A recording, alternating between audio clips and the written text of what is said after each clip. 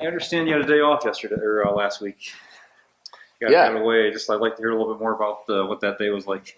yeah, it was pretty special. I was very fortunate that Rick and management were allowed me to go home for the day. You hope it's not a once in a lifetime experience, but anytime a family member or someone close to you can win a Stanley Cup, it's something special.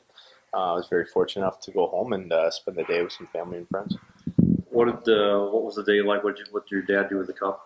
It landed in Ottawa about 11 o'clock, and he took it back to Brockville, his hometown, just for the locals to take a picture with it and touch it and whatnot. And then from there, we went to our cottage.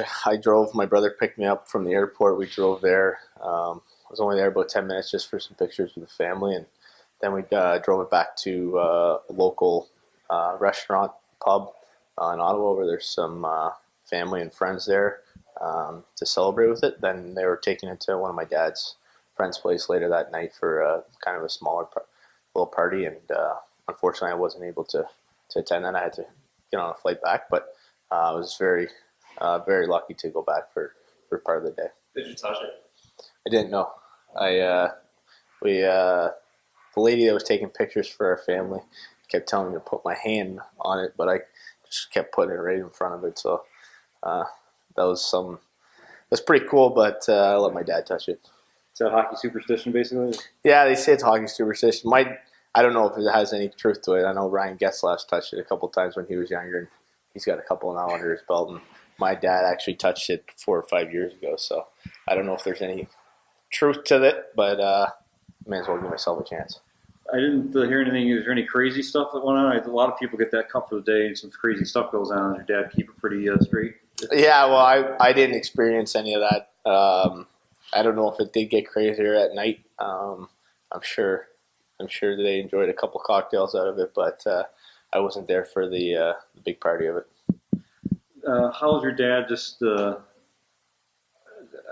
your dad know right away he would get a day with a cup, or how'd that come about? No, he wasn't sure. There's a pecking order and whatnot, but I'm sure he had an idea that he was going to get it. It was just kind of a matter of when and for how long.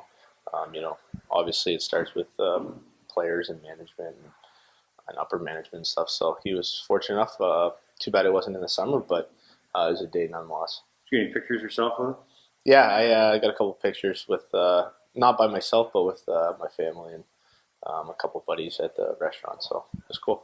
Yeah, that's a pretty neat way to get a day off. Yeah, absolutely. Like I said, I was very fortunate that they told me that I could go, and once they did, I wanted to make sure that I wasn't going to miss any time. The fact that we got home late from Wilkes-Barre, there was just going to be a late practice. So once Rick told me that, I was very fortunate enough to go.